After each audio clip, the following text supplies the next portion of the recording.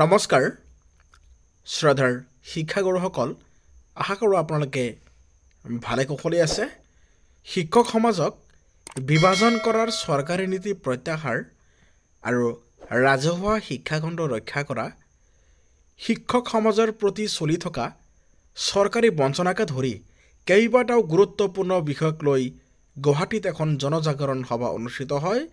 হৰমোহন বৰা ছাৰৰ নেতৃত্বত চানমাৰিস্থিত অসম ৰাজ্যিক প্ৰাথমিক শিক্ষক সন্মিলনীৰ কাৰ্যালয়ৰ প্ৰেক্ষাগৃহত ৰাজহুৱা শিক্ষা বচাওক যত সংগ্ৰাম সমিতিৰ আহ্বান মৰ্মে আয়োজিত সভাখনত কেইবাটাও গুৰুত্বপূৰ্ণ প্ৰস্তাৱ গ্ৰহণ কৰা হয়।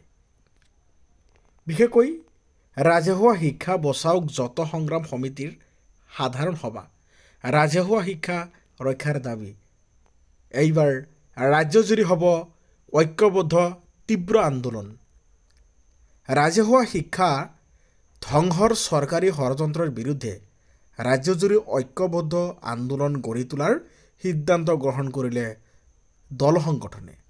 ৰাজহুৱা শিক্ষা বচাওক যন্ত্ৰ সংগ্ৰাম সমিতিৰ আহ্বান মৰ্মে চানমাৰিত আয়োজিত এক জনজাগৰণ সভাত শিক্ষাবিদ, শিক্ষক সংগঠনকে ধৰি অন্যান্য দল সংগঠনে অংশ লৈ চৰকাৰৰ বৈষম্য বিভাজনমূলক নীতিক লৈ সৰব হৈ পৰে।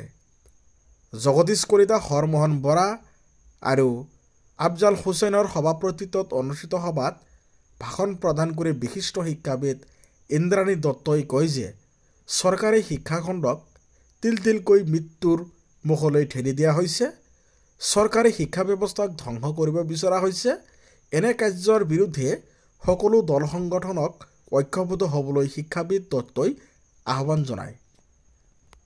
জনজাগৰণ সভাত সদৌ অসম প্ৰাথমিক টেট উত্তীৰ্ণ শিক্ষক সমাজৰ সম্পাদক কুলজিৎ ঠাকুৰীয়াই নিয়মীয়াকৰণকে ধৰি বিভিন্ন ক্ষেত্ৰত টেট শিক্ষকসকলে সন্মুখীন হোৱা সমস্যাসমূহ বিস্তৃতভাৱে দাঙি ধৰে আৰু লগতে কয় যে 2012 চনৰ পৰাই বিভিন্ন পৰ্যায়ত কৰ্মৰত হৈ থকা টেট শিক্ষকসকলে বেতন সুৰক্ষাসহ চাকৰি নিয়মীয়াকৰণৰ দাবী জনাই আহিছে। কিন্তু অসম চৰকাৰে নিয়মীয়াকৰণৰ নামত বিকল্প ব্যৱস্থাহে দিলে, যাৰ ফলত 10 বছৰে লাভ কৰা সা সুবিধাৰ পৰা শিক্ষকসকল বঞ্চিত হ'বলগীয়া হৈছে। অৰ্থাৎ 10 বছৰ ধৰি কৰ্মৰত হৈ থকা শিক্ষকসকলে পুনৰ নতুনকৈ চাকৰিত যোগদান কৰিব লাগিব নহয়, ঠিকাভিত্তিক হৈয়ে দায়িত্ব পালন কৰি যাব লাগিব।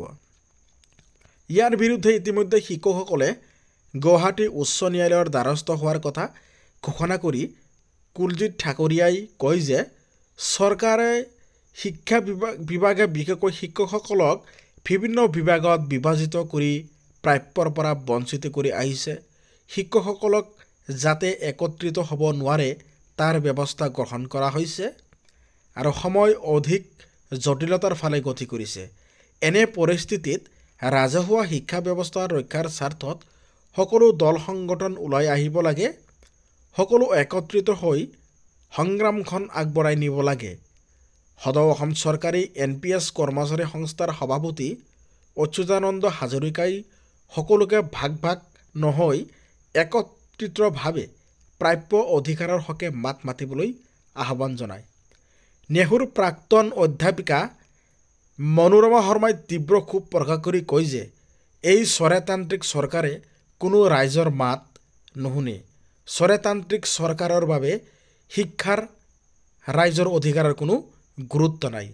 এই ক্ষেত্ৰত উদাহৰণ দাঙি ধৰি প্ৰাক্তন অধ্যাপিকা মনোৰমা শৰ্মাই কয় যে অংগনবাড়ী কৰ্মী সহায়িকাসকলে দিনে নিশাই চচলত প্ৰতিবাদ সাব্যস্ত কৰি আছে, অথচ আজিলৈকে চৰকাৰে কোনো গুৰুত্ব দিয়া নাই। ৰাইজৰ মাত আঁতৰাই ৰখাৰ সকলো প্ৰচেষ্টা চলা বুলি ব্যক্ত কৰি শৰ্মাই কয়, এতিয়া আৰু সৰু সৰু প্ৰতিবাদ কৰি লাভ নাই। অন্যায়ৰ বিৰুদ্ধে মাত মাতিবলৈ হ'লে একগোট হৈ সবলভাৱে মাত মাতিব লাগিব। সদৌ অসম অপ্ৰাধিকৃত শিক্ষক কৰ্মচাৰী সংস্থাৰ সভাপতি হৰমোহন বৰাই কয় যে একত্ৰীকৰণৰ নামত চৰকাৰ তথা শিক্ষা বিভাগে 11 সহস্ৰাধিক শিক্ষানুষ্ঠান ধ্বংস কৰিলে। ৰাজ্যৰ পৰাই 11,000 শিক্ষানুষ্ঠান ধ্বংস কৰিছে। এইখন হিমন্ত বিশ্ব শৰ্মাৰ নেতৃত্বাধীন ৰাজ্য চৰকাৰে কৰিব নোৱাৰা একো কাম নাই। ভালো কৰিব পাৰে, বেয়াও কৰিব পাৰে, কিন্তু চৰকাৰখন বেয়া কামৰ সংখ্যাই বেছি বুলি তীব্ৰ ক্ষোভ প্ৰকাশ কৰি তেওঁ মনৰ আক্ষেপখিনি প্ৰকাশ কৰে হৰমোহন বৰা ডাঙৰীয়াই।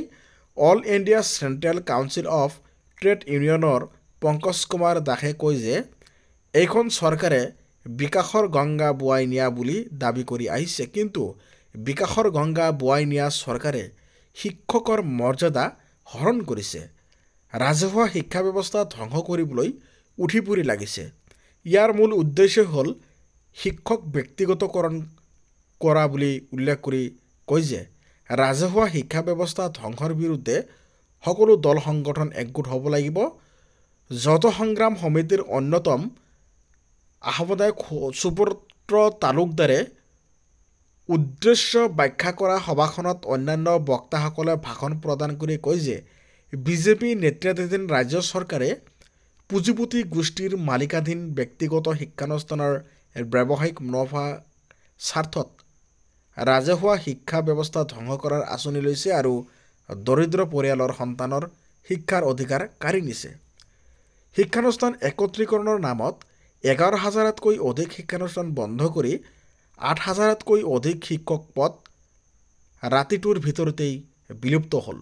35,000 টেট শিক্ষকৰ বেতন সুৰক্ষাসহ নিয়মীয়াকৰণৰ পদক্ষেপ লোৱা নাই। তেনেদৰে 19,000তকৈ অধিক শিক্ষকক প্ৰাদেশিকৰণৰ পৰা বঞ্চিত কৰি ৰখা হৈছে।